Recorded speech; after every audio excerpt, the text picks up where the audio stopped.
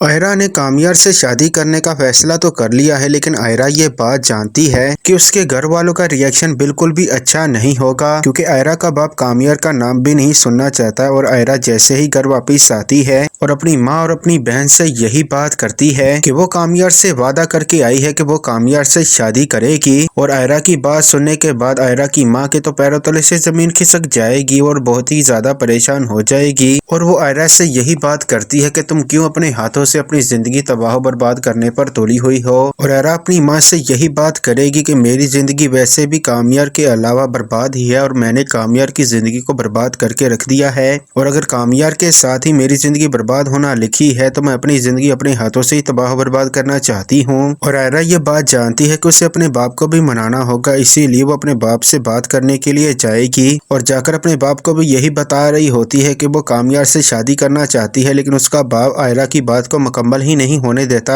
आगे से वो कहता है कि तुम जो ये बात करते ही हो, ये मैं बात जानता हूँ कि पहले से ही तुम ये फैसला करके आई हो कि तुम कामयार से शादी करना चाहती हो। आयरा का बाप आगे से उसे कहता है कि एक फैसला मैं भी करने के लिए जा रहा हूँ और मैं तुम्हें इस बात का यकीन दिला दूं कि उसमें तुम्हारे फैसले का कोई भी अमल दखल नहीं होगा और बाद में तुम ये मत कहना कि मैंने ऐसा फैसला क्यों किया है। आयरा अपने बाप की बात सुनने के बाद बहुत ही ज्यादा परेशान हो जाएगी। आयरा कामयार को फोन करेगी और उससे यही बात करेगी कि मैं स्टैंड ले चुकी हूँ और मैं तुमसे शादी करना चाहती हूँ, कहीं तुम पलट तो नहीं जाओगे। तो कामयार आगे से आयरा से यही बात करता है कि मैं भी तुमसे शादी करने के लिए ही आया था और तुम पलट गई थी, इसका ये भी मतलब नहीं है कि मैं भी ऐन मौके पर पलट जाऊं। और अगर मैं ऐसा करता हूं और तुम में और मुझ में कोई भी फर्क नहीं रह जाएगा। और कामयार अगली ही सुबह मौलवी को लेकर आयरा के घर पर दरवाजे पर पहुंच जाता है। नादिर जैसे ही दरवाजा खोलता है तो सामने कामयार खड़ा होता है। तो नादिर कामयार से यही सवाल करता है कि इतनी सुबह सुबह तुम यहाँ पर क्या करने के लिए आए हो।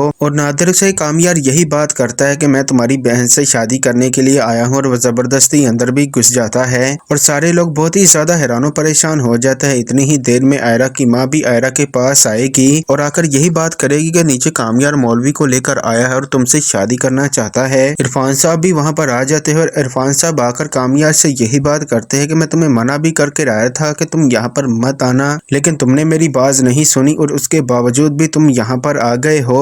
और डॉक्टर इरफान से कामयार यही बात करेगा कि जब मैं शादी करना चाहता था तब भी आपने मेरी बात पर नहीं एतबार किया था और जब मैं शादी करने के लिए आया था तब भी आपने एतबार नहीं किया था। आपने मुझे धुतकार कर और मुझे धक्के मार कर घर से निकाल दिया था, लेकिन अब मैं आयरा के साथ शादी किए बगैर यहाँ से नहीं जाऊंगा।